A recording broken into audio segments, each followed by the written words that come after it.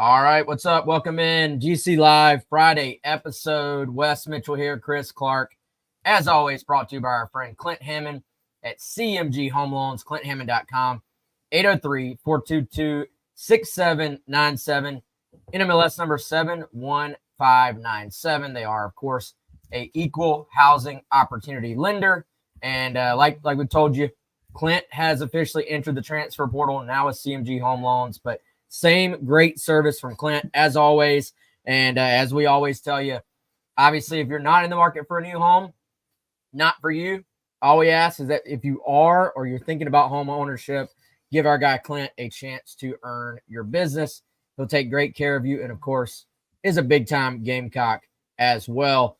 Chris, starting to get into kind of the part of preseason ball where maybe the newness wears off a little bit for the players. You start to have some scrimmages. They've had some padded practices. And really, I think in terms of who's going to be, I always call it like first rights of refusal. Like you never completely have just earned your job, right? Like you still have to go play well in the games as well. But I think we've kind of started, we're kind of right on the edge of that part of camp where we're going to start to see those jobs for week one get earned because really ideally, and we've talked about this with offensive tackle last year, ideally you don't want to be going into game week. Like when you're kind of at this point this year, you're game planning for Old Dominion. You don't want to be in that week and still kind of shuffling guys in and out. You want to have a good idea of what that 2 deep looks like. Of course, as the season progresses, maybe guys move up, guys move back, guys get banged up, they deal with injuries. But I think these next 2 weeks, it's kind of, what do they talk about in golf? Like moving day? It's kind of moving day where you better start to, if you've been kind of just setting your pace, like you better start to sprint towards the finish because that week one depth chart is going to be decided in the next 2 weeks, I think.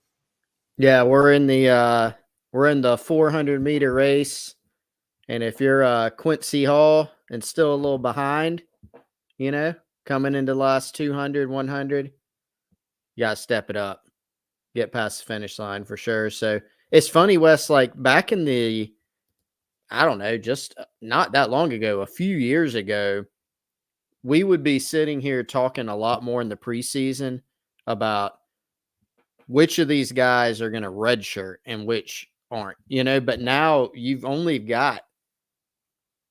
have that many freshmen, right? And the freshmen that are on this team, they, for the most part, enrolled early, with the exception of a handful. And even some of those guys that were late enrollees have an opportunity to factor in too, right? But that hasn't been as much of a conversation as it was in the past where your class was 25 freshmen. Now half of your class, less than half of your class, if you're South Carolina, actually came in as freshmen. You've got a lot of transfer guys, but I think the main thing that we have been discussing that you were just hitting on is a lot of positions on this roster where there's more competitive depth than last season. And so it's not a question coming in of just, hey, which guy's going to be out there because, he's kind of, he's the best. He's the option right now. There are a lot of positions where you have more options, sometimes markedly more options than last season. And so that's created some tightly contested battles between these guys. Obviously, the key question is how good can this team be? But within that structure, a lot of these position battles, you think about O-line, edge, linebacker, receiver, defensive tackle, right? There's a lot of vying for playing time. Some of it's starting roles, some of it's key depth and backup roles. And a lot of times you hear college coaches talk about whether it's, just kind of boil it down to who's going to play, whether it's a red shirt decision, whether it's a what's your pecking order type of decision. A lot of times you hear that you want to have a couple scrimmages down. Well, this Saturday, tomorrow, is the first of those. So these next couple weeks, I think, are going to be critical for everybody on this team who wants to get on the field this year.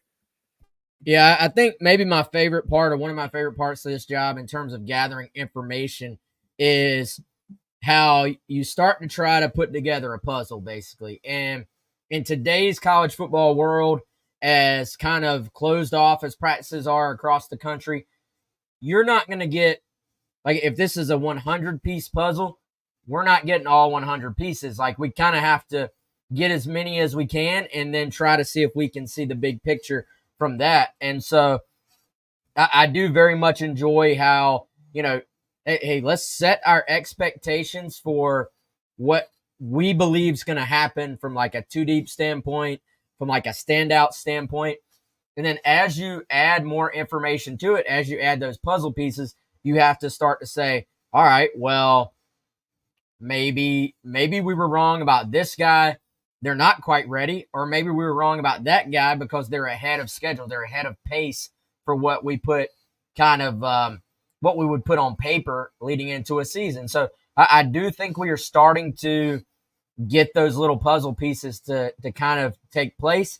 But I think they really will start to form starting tomorrow, late morning, early afternoon, first scrimmage, Williams-Brice Stadium. And, I think it's kind of fascinating too, man, when you look at a scrimmage setting. Most of the time, you do not have your coaches on the field, so to speak. And so what that essentially means is like, all right, in a practice setting, even if you were, quote, scrimmaging, you're going what they would call 11 on 11, good on good.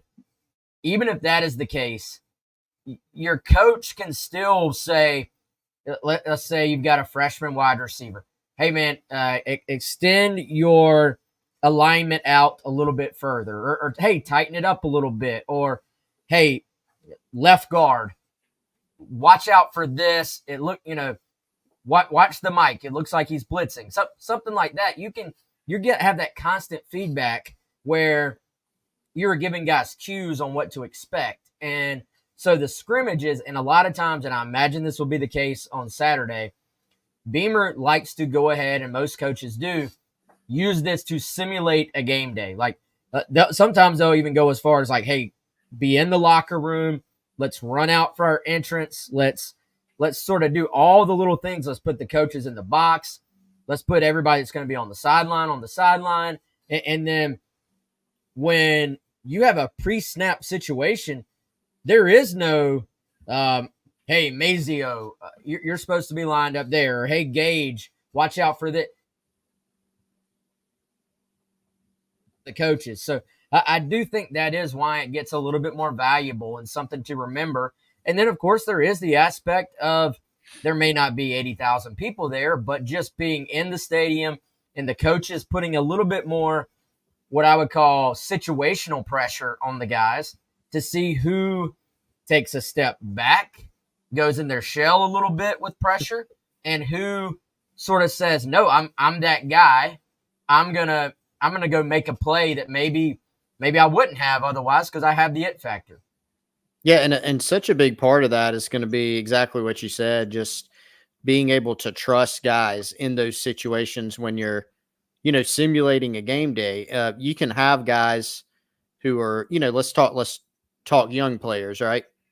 You can have young players that in practice have great physical traits, can do a lot of good things for you, take coaching very well, but then you put them in a scrimmage situation. Is it going to be the same? Or is there some, well, he looks like his head's swimming a little bit. He looks a little lost. He's looking to the sideline. Ultimately, you want to be able to trust your guys in game situations. And so, I mean, heck, that's why whether it's practice games, guys with experience, that's why you want an experienced team. And there's been a lot of talk this offseason about South Carolina returning experience.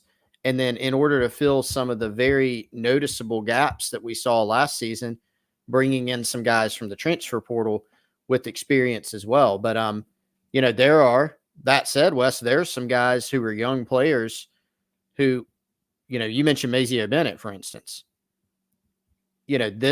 I'm very curious to see what happens with him in particular, and a guy like Josiah Thompson, for instance, Dylan Stewart, after this first scrimmage. We know that if you go back to the spring, consistently, you hear a lot of good things about Mazio Bennett.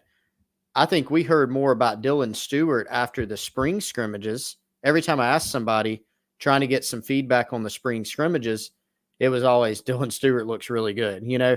And so that is a sign to me that, hey, a guy is really on the right track, not just, he looked good in the player run practices and summer workouts, or always doing good things in the weight room. Those are things to mark down and take a mental note of for sure.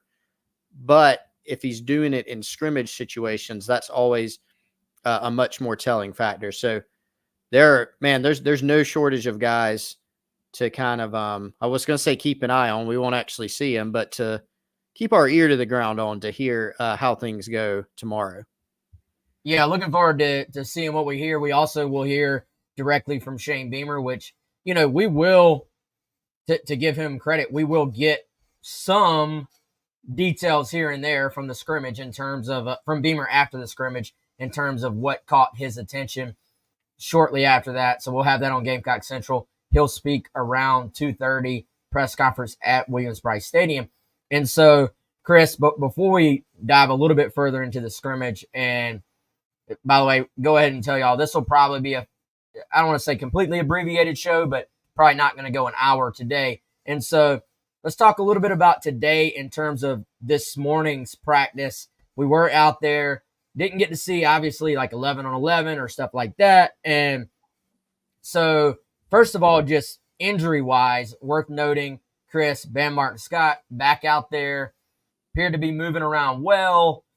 That whenever you hear hamstring, it's always something where you're wondering, is this a hamstring or is this a hamstring? Like, is this one of those things where it could linger for months? My struggling Braves right now, Michael Harris has missed, weeks on top of weeks. Just, and this is a professional athlete, but pulled up, running the bases, you instantly were like, oh, that's a hammy. And they're like weeks. It's been like now months. So whenever you hear that, you do you cringe a little bit. Well, Bam back out there moving around.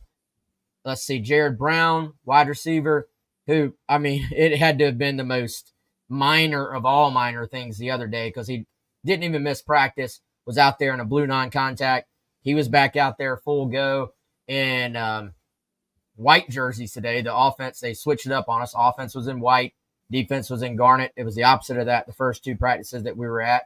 And then Des back out there. And Chris, I tell you, man, that's a kid right there. We've talked about a lot of the edge guys, and rightfully so. Cal Kennard, Gilbert Edmond. Of course, Dylan Stewart. But that's another one. That's another player for them. If he could put it all together, Des I was joking because there was an NFL scout kind of standing right by him looking at him. I would almost guarantee he put in a little notation for himself. Keep an eye on this guy down the road because he looks like the way they draw up NFL edge rushers.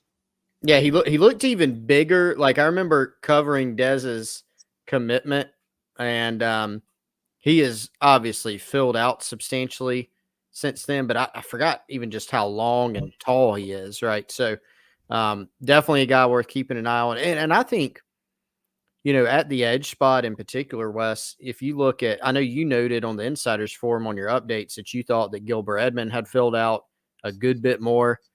Dylan Stewart, obviously the pic that went around social media that he posted on X, he has filled out since the spring, even as a freshman. Dez is another one, has gotten, I think he's listed at 260 now, and looks like an easy 260. Brian Thomas Jr. even has gotten bigger this offseason. He's kind of a forgotten player, Wes, because he ended up starting, I think he started 6 games last season. More of a pass rush guy. That's what he brings to the table. He's a savvy, quick player. But you looked at him last season, and he's never, he's not growing 4 inches this offseason, right? He's going to be a, 6'2" guy or so. But he has put on some good weight, and it shows. So I think that was one spot where a lot of people were looking around going, can they get a little bit bigger there? And I think they have accomplished that because you add in, the guys, the young guys like Dylan, transfers like Gilbert who've gotten bigger, guys who are already on the roster. And then you bring in a Kyle Kennard who is already, a pretty big guy himself at the edge spot.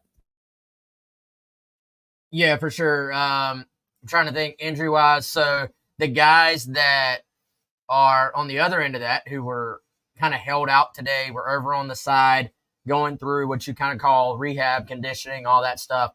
And I think worth mentioning too, Chris, we're dressed and we're like going through, like doing some activity on the side, which is a different thing, in my opinion, than, hey, you're out of practice and you're standing there watching, but those guys, a new one on this, Vandrevius Jacobs, who has created quite a bit of buzz for himself so far. So that's a guy you're certainly, Chris, some older guys, you say scrimmage, does it really matter that much? Maybe not. For a guy like Jacobs, I'm wanting him out there, frankly. Like, I'm hoping he can go tomorrow if you're South Carolina. So you had him, Juju McDowell, Ja'Kai Moore, and Marquis Anderson, all four over there kind of being held out from practice. Ja'Kai was not over there at first, but then went over there maybe the second or third period that we were able to watch. So something to keep an eye on with all those guys moving forward. Maybe some load management there with Ja'Kai Moore. He's dealt with injuries quite a bit in his career. I know that was something that was discussed, by him with us in one of the Garnet Trust interviews, was just trying to do everything they can to get him to the season healthy. Marquis Anderson, we know, has dealt with some things last fall and this spring as well. So, certainly hate that for him. Hope he can get back out there. And Juju has had his share of things he's had to come off of as well. So that's kind of the latest on the injury report. And again, after the scrimmage, as we kind of get into that, Chris, I'm sure Beamer will be asked for specifics on all those guys. Yeah, and that's what you got to hope for. I mean, to hit on Marquis, this was a guy that not that long ago, Wes, last season when he was a freshman, out of all the guys, remember, Tree Babalade played last year, Trovon Ball played last year, and yes, it was mostly out of necessity because of all the injuries or ineffectiveness or both of some of the other guys, but those were big-time four-star recruits. Well, the buzz that you heard on Marquis Anderson was greater than any of those players. He was the guy out of the class that the staff seemed to have the biggest expectations for. And in fact, out of that freshman class where a lot of guys ended up contributing, you remember well before the season when Shane Beamer was asked about how the young players were progressing, he was asked about that freshman class, the 2023 class, and said, Marquis Anderson will play. Like, that was literally the only guy out of the entire class that he mentioned by name. But unfortunately for him, it's just been, he obviously had the more, not major injury, Wes, but something that actually was serious enough to hold him out. It seems like there's been some just minor or nagging, maybe is a better word, things that have kind of kept him sidelined and from participating as much as he otherwise would have. Otherwise, I think we would have heard a lot more about him. Juju's obviously missed some time. Same with Ja'Kai. Those guys looked all right, like all four of them, like you said. Jacobs is someone that I was really looking forward to hearing more about in the scrimmage because I know US over the last several days, last couple weeks, have heard a lot about Jacobs since he got to South Carolina. And so that was one that I really had circled of, man, I'd really like to hear how this guy performs in the scrimmage. So I don't know if he'll be back or not. Maybe, if he's not out there today, at least in blue, maybe you can make that leap and say, don't expect it. At the same time, I don't know. But hopefully he can get back out there soon because all indications are he's a factor there and in the mix. Yeah, it has had a good camp from everything we've heard so far. And I'm big on vibes, Chris. Vibe check. Yeah, talking. That's a Kendall Smith throwback, I think. Vibe check, but talking to him, and then just the things I've heard. Plus, of course, you go back, you watch the high school film, all that stuff. He's got an it factor about him.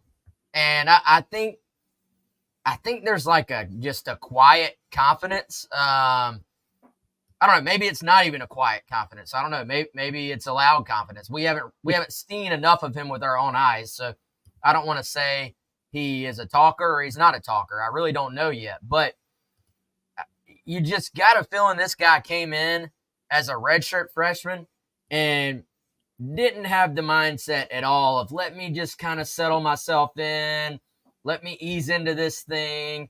If I play this year, cool. If I don't, it really seems like he came in with the mindset of, hey, this thing's wide open. It might as well be me. Why not me? So I think I think he plays with an edge. Not the biggest guy in like stature, but it is kind of, he's about 6 feet, so he's not like a tiny guy either. He's got like kind of that wiry speed to him, and so I think he's someone that can do a lot of different things. Did handle punt return duties, at least in practice, at Florida State as well. So that tells you, I think, if you're catching punts, like if you're in the running for a punt returner, that means you're a pretty dynamic athlete, that you can make people miss, that you can do things with the football in your hands, or you wouldn't be back there. And so, I think he's a guy a lot of fans have if they really pay attention, have started to kind of catch on to the buzz, like, hey, what's going on here? What can I expect from this guy? So let's start to kind of piggybacking off that. Let's start to dive into the scrimmage tomorrow. Let's think of an interesting way to frame this, Chris. Not a position group. Let's go a particular player. If you were able to watch tomorrow, which we know we won't be able to, we're going to have to use sources on this one. If you were able to watch, which player would you be most intrigued to watch tomorrow?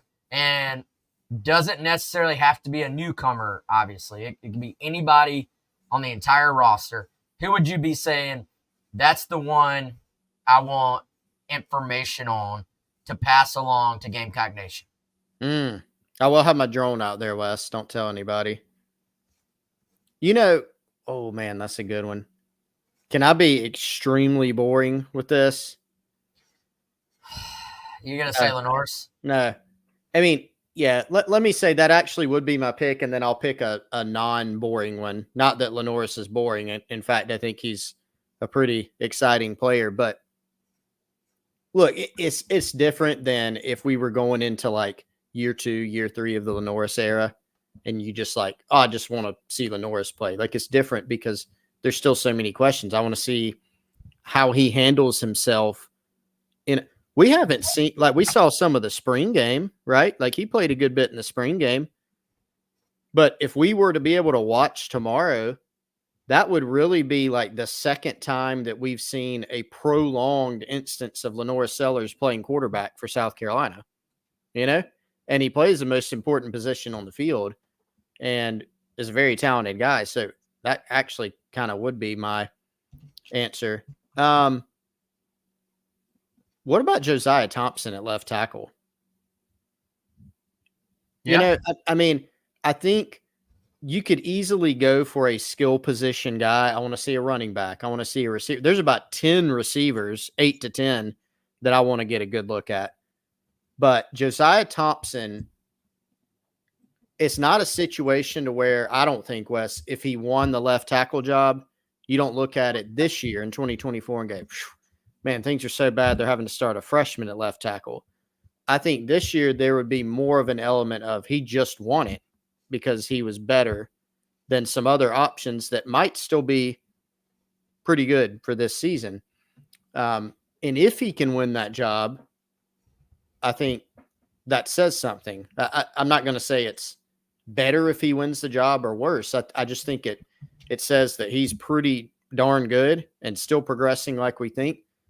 Maybe it opens up some things for you at other spots on the offensive line. We'll see. But I think that's one I'd really be keeping a close eye on. Yeah, Craig's saying we heard a lot of buzz about Elijah Caldwell last year. He was not ready. I think it's a point worth considering, Craig, that, yeah, we are still in the early part of camp. Now, I will also say I think the early buzz with Caldwell last year actually went all the way back to like June, when you're really talking more about player run practices and the workouts and just kind of some reactions when a guy first gets on campus. I think the Jacobs thing is a little bit further along than that. Does that mean it's 100% at this point? No, I think, and that's why we would have loved, and maybe he will still scrimmage tomorrow. I don't want to say he's not. We'll all find out. The next 2 weeks, though, I feel like for a guy like Jacobs, who is like outplaying the expectations or maybe is ahead of schedule, then the next 2 weeks are massive, because then you're trying to find out, can you maintain? Like, is this, you've flashed early on and you've come in and you've hit the ground running? Or is this like you're going to start? Like you're truly in the mix. And I think that's going to be determined tomorrow, next Saturday, really going into game week. Coaches can say they're still competing. Coaches can say it's fluid, but you want to have a good idea of which 11 on offense, defense, and then what your special teams units are going to look like going into that game week, so that you can pare down, so that you can let those guys get used to running those specific plays, because every team in the country is going to have plays they have picked out for week one on offense and defense. And it's just logical, I feel like, that your timing, your kind of just the rapport with everybody around you is going to be more in sync if it's the same 11 guys. So I think we are, I'll go back to what I said earlier. We're at the kind of, it's moving day. And I think we start to really learn who was maybe just a little off-season talk and who is truly going to impact this football team. Now, I think, assuming he's healthy, I think we've heard enough on Jacobs for me to pretty definitively, and I'll admit if I'm wrong, pretty definitively say he's going to be in that rotation. Like, he's probably in, I would call that top six if you're looking at a base 3 wide receiver. So 3 starters, 3 backups. Everything I've heard tells me Jacobs is in that. Is he in the running for a starting spot eventually? If healthy, I think so as well. We also got to find out, is this something that is going to keep him out? Even if it's something not serious, Chris, I think in a tight competition like that, if you're a guy that doesn't have much experience, missing a week or two could really set you behind in terms of a competition as well. Yes, absolutely. And I mean, we've seen that before. Nothing's popping in my head immediately. But there are numerous examples of when you have, especially competitions where there are a lot of guys fighting for spots. I mean, receiver's one of those. We went over it the other day. You could legitimately go through and kind of make a case of, all right, I can see 8, 9, up to 10 probably guys, Wes, this year that are fighting for kind of probably 6 spots. I mean, 3 starting spots. You always think of that top 6 at receiver. Somebody is not going to, more than somebody's, they are not going to be able to play as much as they would hope. And so you need all the reps that you can possibly get. And for Jacobs, as you said, he is still a younger player. It's not like he can just come in and he's a proven commodity who's already started here and he's a junior, a senior. You're getting an idea of what he can do. The returns have been positive, but it's not like it's absolutely proven here at South Carolina or really anywhere for that matter. So it's important for him. Who's your pick, by the way? It would have been Jacobs, or it is if he plays. We'll go ahead and lay that out. Yeah, I mean, I'm with you on the Norris. Like, I'm gonna give another answer too, but it's kind of like that's the default answer. But let's keep it interesting. Let's try to make it interesting.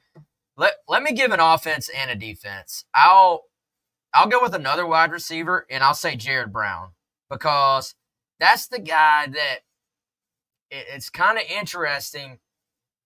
I believe both scrimmages in the spring, he got mentions by Beamer. Like, hey, this, I think for scoring touchdowns, if I remember right, but definitely got mentioned. And it was more, I felt like we heard more behind the scenes buzz about Gage Larvin and Mazio Bennett during the spring. Well, for me, the people I talked to, the Jared Brown sort of talk or buzz, as I like to say, it was kind of, it was kind of down here, but it's like kind of steadily gained steam going through the summer. And he's another one that I think we can firmly say is in that top 6 in that rotation, is going to have, I think, actually a pretty good chance to be a starter.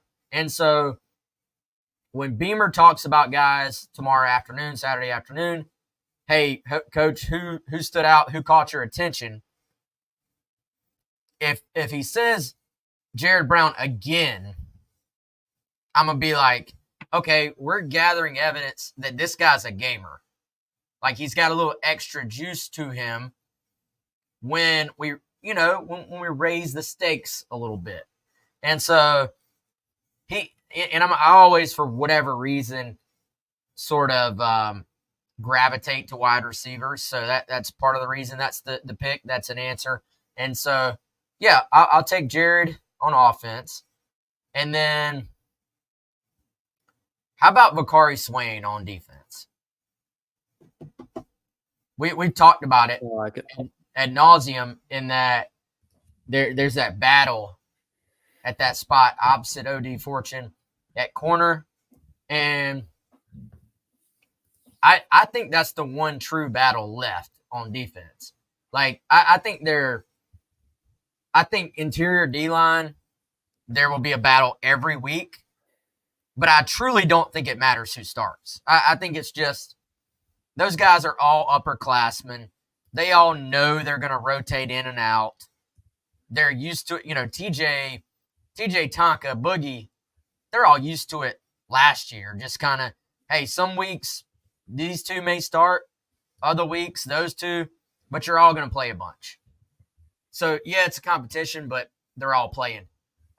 That I feel like you don't rotate corners quite as much. So can Vakari live up to this massive potential that I think he has? Now, we maybe are downplaying Judge a little bit, frankly. Oh, but yeah. I think Vakari's athleticism is just off the charts good. He's on my freaks list, let's put it like that. So yeah. Can Vakari do all those things that Torian Gray, I'm sure, is going to want from him to do consistently at the cornerback spot? So I thought we saw some good things from him in the spring game. If he can continue that over into this, maybe he is that starter opposite of OD, even though I think coming into camp, I probably give the edge to Judge Collier. Yeah, Emory Floyd's been in there, but it does seem like there's a little bit more buzz about Vakari, and Judge's kind of the incumbent, out of all those guys. That says something, right? Out of those guys last season, he was on the same equal playing field as them because he was a freshman as well. He was able to step up and play, right? So I think that says something. But yeah, Vakari's one that, not only for Corner West, but he's getting a look at punt return.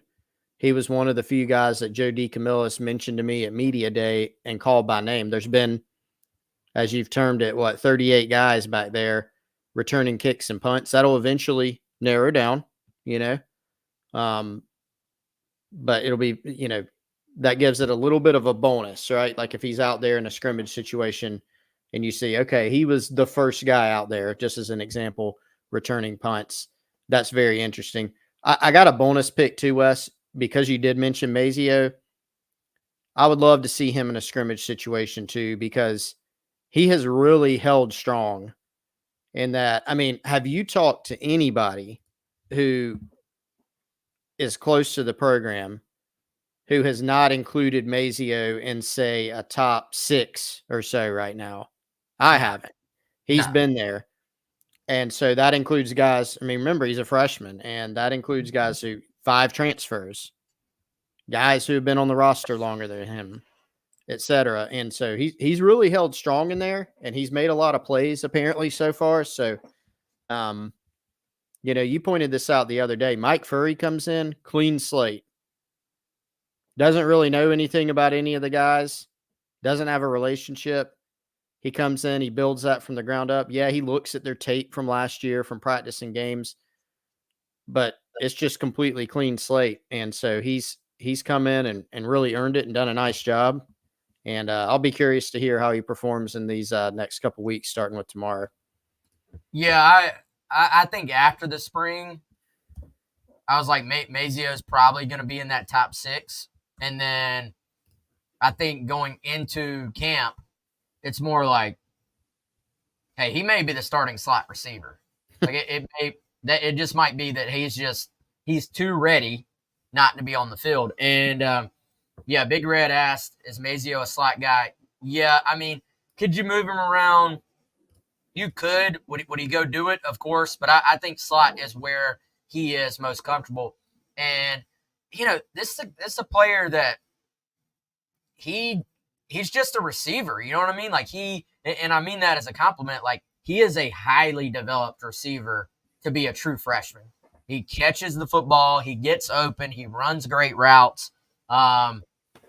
He's not that guy that's coming in where you're saying, oh, he's 6'5", he runs a 4.3, but he's very raw. We have to teach him to go play wide receiver.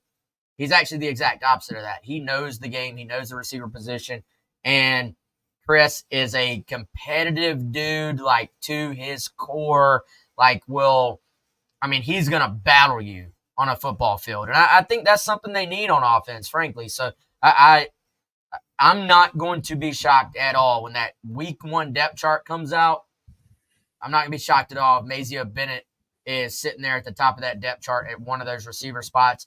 And Big Red, part of the rest of your comment, you said, considering Harbor gets an outside spot by default, I don't think we're in that territory, honestly. Like, I don't think – now, I think in terms of positionally, yes, Harbor is an outside guy. But in terms of would he get a starting spot by default? No. And I think that's very much to be determined. Can Harbor fight his way in there? Can Delvon Campbell fight his way in there? Can one of the bigger guys fight their way into the starting lineup? If they can, then good. But if they can't, I think Mike Furry will roll out some of the smaller guys. If it's the 3 best guys, that's who is going to play. And, I think, like you said, man, it's been fascinating to see a clean slate at that position. And, we'll see what happens. We've been talking about receiver all offseason, but I do think it's because it is a pretty fascinating spot to be at. Travis mentioned the battles between Mazio and Jalewis would probably be epic in practice. I got to agree. Glad to see Jalewis is at nickelback. I think that's a great spot for him to come in and play. And Chris, what do you think about, let's say Jalewis, and I think this will be our last thing. We're going to get out of here. Everybody can start their weekend. I think Jalewis Solomon is quietly one of the most important people on this defense. Even if he's not a starter, which right now I probably wouldn't project him to be, but think about how much that frees up Jalen Kilgore if Solomon is ready to play big minutes at nickelback. And what I mean by that is, look at that safety spot. You feel good about Nicky. You feel good about DQ. But you do kind of, I feel like you have some guys there. You're like, all right, Peyton Williams is probably a backup. Gerald Kilgore is probably a backup. But to be fair, Peyton didn't play last year. Gerald Kilgore's coming into a new spot. He's going to be obviously getting settled in. Well, if Solomon is ready at nickel, that opens up Kilgore to be available to also be a backup at safety. That opens up Kilgore to be a starter at safety in some of your pass packages. If on third and passing downs, you want to bring in Solomon at nickel and slide Kilgore back out to safety, where really it's kind of his more natural position, I think. They were not able to do much what I would call mixing and matching at nickel based on matchups last year like they were able to do in 2022 when they had multiple guys who could play nickel based on down, distance, and opponent. I think Jalewis opens that up for them again this year potentially, which could be huge. It could be. And think back to last year, you had DQ Smith, Nicky Benwari, and a freshman, Jalen Kilgore, all take a turn playing nickel. And also Keenan Nelson Jr., who's now transferred. He was the week 1 starter, correct, Wes, against North Carolina. So you had 4 guys try their hand at nickel last year. And if you think back to, the month of October, for instance, we even saw it some in the North Carolina game in the opener, but throughout the season, particularly up until November when the entire defense started playing better, there were some struggles in man coverage, right? And so I think you make a great point that if you feel like, hey, we could get a little bit better in this situation, Jalewis Solomon is a little bit more of a corner/nickel as opposed to a safety/nickel, if that makes sense. And that he's a guy that you feel like, go play corner, and Jalewis is just a football player.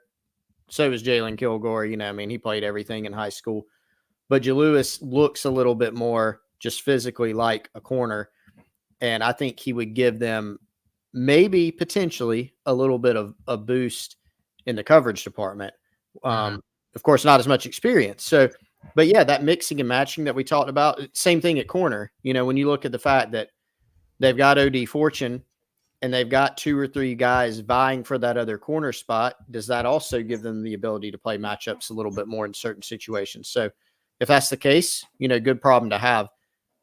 You also, Wes, have a versatile guy in Jalewis that in the future, no matter what he ends up doing this season from a snap standpoint, from a role standpoint, he can go do a bunch of different things for you in the future as well and feel pretty good about it. Yeah, no doubt. So that'll be fascinating to see. All right, I'm going to answer a couple of quick questions before we get out of here. Big Red, are they running 2-back sets? We're not out there enough to say with certainty. That's not something I've heard a lot of. But they will, I imagine, still run quite a bit of 2 tight end sets, which I do think, depending on how that receiver room settles, if you feel really good about 2 guys, but maybe not the third guy, just kind of depending on how all that shakes, could you see them say, look, we just feel better about having Josh Simon and Brady Hunt on the field? Could the emergence of Michael Smith, who has been very impressive, we've heard so far, could that factor into that conversation? It could, and I think it's a good point, something we haven't really talked about much. You're battling your position group, but you're also battling other position groups. The receivers are battling the tight ends. The tight ends and receivers are battling the running backs. When it comes to personnel, you're looking for matchups, but you're also looking to get your best personnel on the field. So I think that's a good point. And then finally, Crow Cutta asked about the 2 linebacker positions. Is it Demetrius Knight and Debo? It could be those 2 guys, or it could be Debo and Bam Martin-Scott. Bam Martin-Scott, at last check, was playing some Mike and some Sam. When they're in the 3-man, like the 3-3-5, I would say very comfortable saying it's going to be Debo, Demetrius Knight, and Bam. When they're in the 4-2-5, it would be Debo and Bam, or Debo and Demetrius Knight is sort of how it's going to shake out. Of course, I'm more talking first team. Bengali Kamara, very much in the mix at linebacker as well. and is another versatile guy that can play multiple spots. J.R. Johnson has come along really well as a true freshman. You got Mokaba returning as well. So they that linebacker room really does look the part, both physically and what we've heard from behind the scenes on this team. So, all right, y'all. Chris, unless you got anything else, man, I think we're going to take this one to the house. We will have coverage from the post scrimmage on Saturday, Sunday morning. Not sure if I'm going to be out there, but Chris will be out there. Jack will be out there. Sunday morning, there's another little live portion of practice where media is able to watch. So we'll have coverage Saturday, Sunday on GamecockCentral.com, and then we'll be back right here on GC Live on Monday, where we will recap all those things. And Chris, over the weekend, possibility of a Gamecock 2026 target falling their way with an announcement tomorrow, right? Yep, that's Keenan Britt, the 2026 linebacker / edge out of Alabama. Was on campus not too long ago, Wes. There at the, I believe, end of July. And so has a connection to Darren Usher, who was at Oregon previously, obviously, the director of player personnel and recruiting for South Carolina. Built a relationship out there with him from his time at Oregon. They got him on campus, and he's right now apparently going to announce his decision sometime tomorrow. So we'll be keeping an eye on that one as well. Yep, definitely something to watch. And if he does pick the Gamecocks, we will have complete coverage on GamecockCentral.com. All right, y'all. Appreciate you as always. For Chris, I'm Wes. Again, be sure to check out all that coverage throughout the weekend. But until we see you on Monday, y'all have a